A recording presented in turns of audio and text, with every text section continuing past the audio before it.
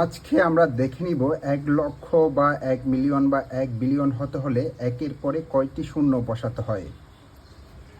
1 লক্ষ হতে হলে একের পরে 5টি শূন্য বসাতে হয়। 1 মিলিয়নের জন্য একের পরে 6টি শূন্য বসাতে হয়। 1 বিলিয়ন হতে হলে একের পরে 9টি শূন্য বসাতে হয়।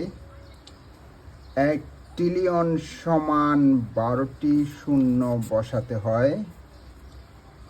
1 সেক্সটিলিয়ন সমান 21টি শূন্য বসাতে হয়। 1 ডেসিলিয়ন হতে হলে 33টি শূন্য বসাতে হয়। 1 সেন্টিলিয়ন হতে হলে একের পরে 303টি শূন্য বসাতে হয়। ধন্যবাদ ভিডিওটি দেখার জন্য।